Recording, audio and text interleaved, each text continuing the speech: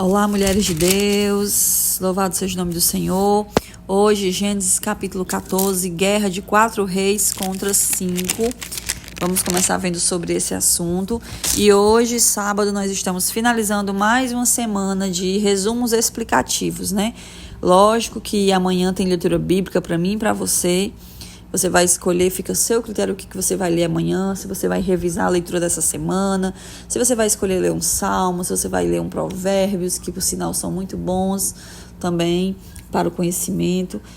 Fica o seu critério, tá? Só não deixe de ler. Mas assim, com as minhas explicações, hoje nós finalizamos e voltamos na segunda, permitindo o Senhor. Amadas, ainda que continuando sobre a história de Abraão, nós vimos que ontem Abraão se separou do seu sobrinho Ló, e Ló foi morar em Sodoma, né? Ali para as bandas de Sodoma. E naquela região ali, juntaram-se alguns reis para lutar contra outros reis. E justamente naquela região em que Ló estava habitando. E por conta disso, né, houve grande tumulto, de forma que tomaram, pois, né, quem conseguiu ali entrar, porque era uma guerra por território. Então, quem conseguiu tomar Sodoma ali e Gomorra, eles não apenas adentraram aquelas regiões, mas eles levaram cativo todo o povo e os bens daquele povo. E Ló estava no meio de tudo isso. Quando acontece isso com Ló, tem uma dessas pessoas que por algum motivo escapa. Eu acredito que por provisão de Deus, porque Abraão precisava saber de alguma maneira. Então alguém escapa e chega até Abraão para contar o que tinha acontecido e contar que seu sobrinho Ló estava em perigo. Abraão, ele vai sair, Abraão rapidamente ele vai tomar posição. Versículo 14 vai dizer: ouvindo Abraão que seu sobrinho estava preso, fez sair 318 homens dos mais capazes, nascidos em sua casa, para perseguirem até Dan. Então Abraão, ele entrou em ação para guerrear contra esses inimigos que haviam feito isso com Abraão. Abraão não estava lutando por terra, não era o mesmo intuito dos reis que estavam guerreando, mas era para salvar o seu sobrinho Ló. Amém? Então ele vai derrotar ali, né? Ele vai derrotar alguns e ele vai depois, a partir do versículo 18, encontrar com Melquisedeque, que também era um rei.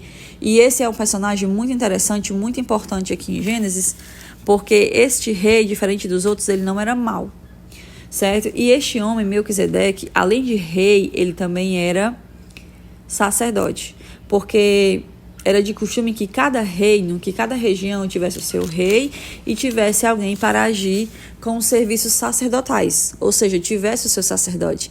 Ele não, ele era o próprio rei e ele era o próprio sacerdote. E nós vamos ver que este homem, ele vai abençoar a vida de Abraão. E Abraão também, de alguma forma, em gratidão a essa bênção que ele recebeu, ele vai dar o dízimo de tudo que ele possui.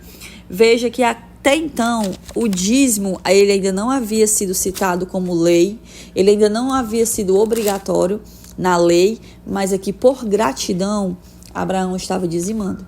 Isso nos ensina muito, porque existem muitas pessoas que pregam contra o dízimo, não aceitam o dízimo, não são dizimistas, né? E aqui é um assunto que eu poderia falar muito polêmico, poderia falar dias e dias aqui sobre o dízimo, mas assim, dízimo hoje para nós que estamos num tempo da graça, não é lei, não é obrigação, mas nós temos que fazer em gratidão, assim como o Abraão nos ensina aqui nessa passagem, que nem ainda havia sido instituído o dízimo na lei e ele ali já estava dizimando, certo? E o rei, ele vai dizer assim, ó, dá-me as pessoas e os bens ficarão contigo, porque o rei ali entendeu que Abraão estava em busca de território, e como ele estava ali com o poder, né, ele ia tomar aquela região. Mas Abraão disse, não, eu não quero nada, porque, versículo 24, nada quero para mim, senão que os rapazes comeram e a parte que toca aos homens, 3 homens que andavam com ele, né, que foram comigo, estes tomem o seu quinhão. Então, assim, Abraão não queria nada, para quê? Para dizer que depois enricou, né, por conta do que recebeu ali daquele rei. Não, amadas. Abraão não quis nada, nada, nada mesmo. E deixa eu dizer algo para você, né? Melquisedeque, o nome Melquisedeque é uma curiosidade. Melquisedeque, ele significa meu rei é justiça. É um significado desse nome, certo? Que é descrito como o rei de Salém, ou também rei da paz.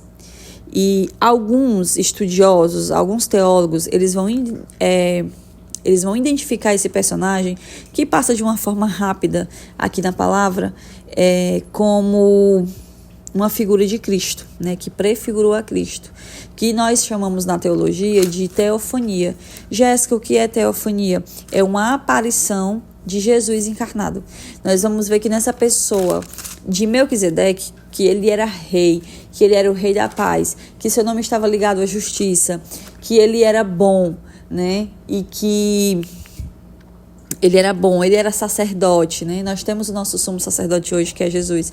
Então, assim, este homem na Bíblia já apontava para Jesus, que viria a ser citado na Bíblia, né, muitos e muitos anos depois, certo?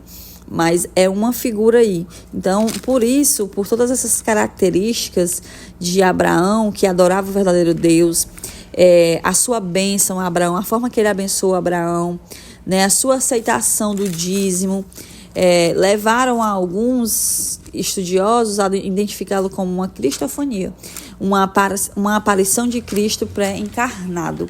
Quando eu falo pré-encarnado, muito cuidado, mulheres, vocês podem dizer assim, então a Bíblia ela acredita, ou a Jéssica acredita na reencarnação. Nós não estamos falando de reencarnação, nós estamos falando de encarnação. Cristo, Jesus Cristo é Deus encarnado, certo? Ele não reencarnou.